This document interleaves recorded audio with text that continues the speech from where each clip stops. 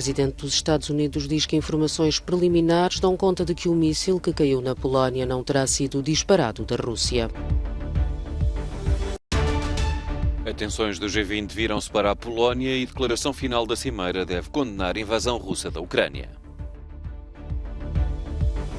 A União Europeia pretende adquirir em conjunto material militar no valor de 70 mil milhões de euros até 2025. Donald Trump anuncia que vai concorrer à Casa Branca nas presidenciais de 2024. Ex-presidente dos Estados Unidos diz que ama o país e tem o dever de o salvar. Joe Biden diz que é improvável e, de acordo com informações preliminares, que o míssil que caiu na Polónia e matou 2 pessoas tivesse sido disparado da Rússia. O presidente dos Estados Unidos está na Indonésia, onde participa na cimeira do G20 e promete apoiar a investigação iniciada na Polónia. Vou certificar-me de que descobrimos exatamente o que aconteceu e manifesto o meu pesar pelas 2 pessoas que foram mortas. Vamos descobrir coletivamente o próximo passo a dar enquanto a investigação prossegue. Houve total unanimidade entre as pessoas sentadas à mesa do G20. Não é claro se Biden quis dizer que não foi Moscovo que disparou o projétil ou simplesmente que ele não partiu do território russo. As mensagens de solidariedade para com a Polónia não se fizeram esperar. A presidente da Comissão Europeia prestou condolências e solidariedade ao país e o primeiro-ministro do Reino Unido pediu que sejam estabelecidos os factos.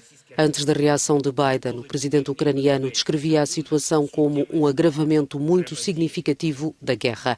Espera-se que o Conselho de Segurança das Nações Unidas aborde esta questão e a situação na Ucrânia esta quarta-feira, numa reunião que estava já prevista a acontecer em Nova Iorque.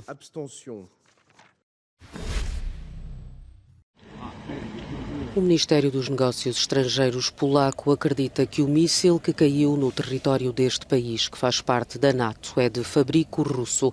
Já o presidente Andrzej Duda acrescentava que é provável que assim seja, mas que se trata de uma situação difícil e que a sua origem ainda está a ser verificada.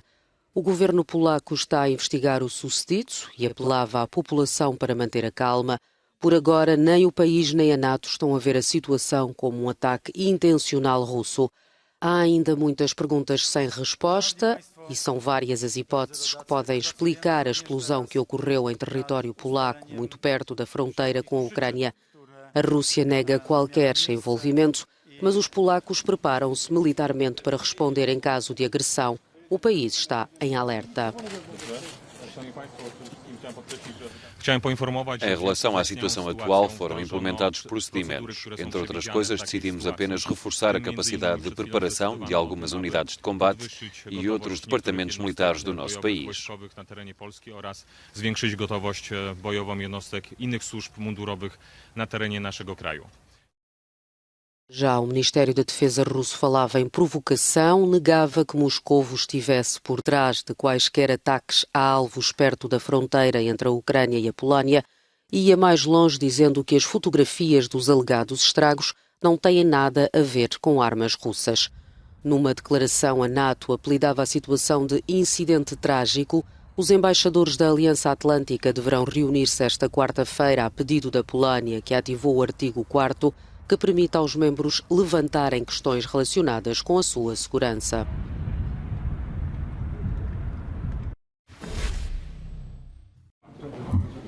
A explosão de um míssil na Polónia desviou a atenção dos líderes do G20, que estava centrada na declaração final da cimeira que está a decorrer em Bali, na Indonésia.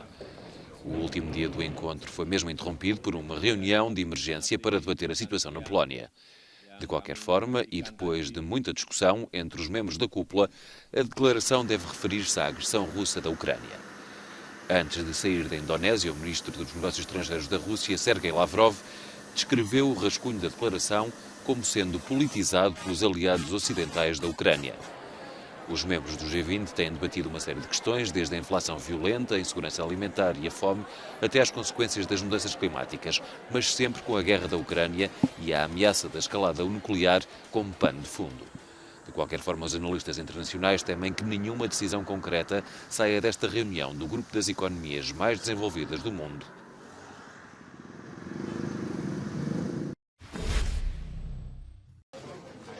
A União Europeia deverá aumentar o investimento com a defesa em 70 mil milhões de euros até 2025. A aquisição de armamento poderá ser feita numa plataforma conjunta, como aconteceu com as vacinas para a Covid-19. A guerra na Ucrânia esteve em pano de fundo na reunião dos ministros da União Europeia com a pasta da defesa, terça-feira em Bruxelas, na qual também participou o chefe da diplomacia europeia. O importante é fazê-lo em conjunto para evitar a fragmentação do mercado e para evitar a concorrência. Temos de evitar o que aconteceu no início com as vacinas. Todos juntos, em conjunto, podemos obter melhor preço, melhor qualidade e em melhor prazo. A União Europeia enviou uma parte importante do seu arsenal para a Ucrânia e tem de se reabastecer num mercado muito complexo, sobretudo quando se fala de uma nova Guerra Fria. Munições, granadas e certos tipos de mísseis estão em falta e poderão ser alvo dessa aquisição conjunta, mas será mais difícil fazê-lo noutro tipo de equipamento militar.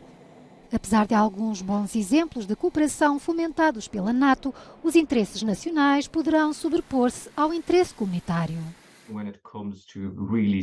Quando se trata de equipamento mais comum, como munições, em que as somas financeiras necessárias não são tão elevadas, penso que será bastante razoável esperar essa cooperação. No âmbito da NATO, temos visto efetivamente bons exemplos nesse sentido.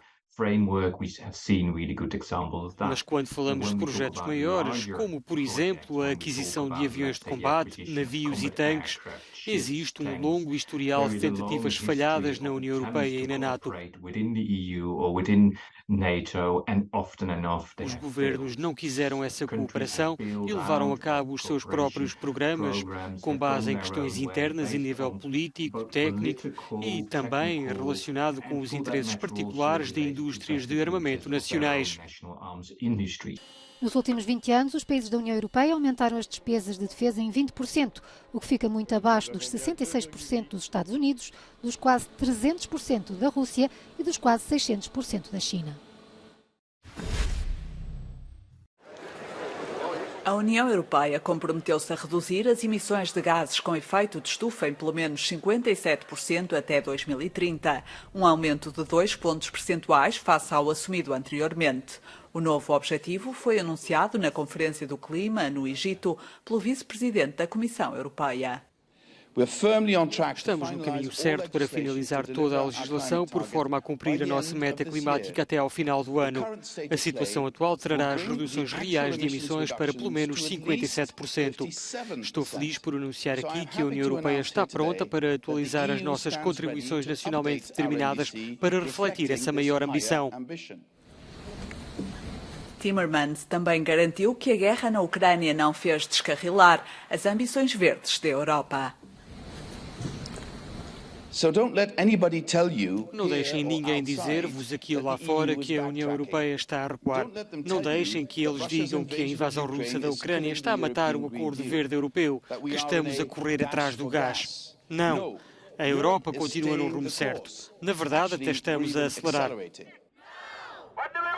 Ativistas pelo clima continuam a manifestar-se em Sharm el-Sheikh. Estes manifestantes pedem aos governos que parem de financiar novos projetos de gás em África.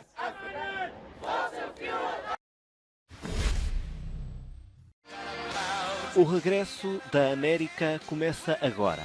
Foi com estas palavras em tom messiânico que Donald Trump anunciou a pré-candidatura à presidência dos Estados Unidos em 2024. Num discurso à nação, o ex-presidente disse que não precisava fazê-lo, mas que, como ama o país, tem o dever de o salvar. Para tornar a América grande e gloriosa outra vez, anuncio a minha candidatura à presidência dos Estados Unidos. Na Flórida, Trump também disparou farpas contra o mandato de Joe Biden. Disse que só teve uma coisa boa, o mal que fez a toda a gente. Todos conseguem ver isso agora. Mas a verdade é que nas recentes eleições intercalares saíram derrotados vários candidatos republicanos que partilham as infundadas teorias de Trump sobre fraude nas eleições de 2020.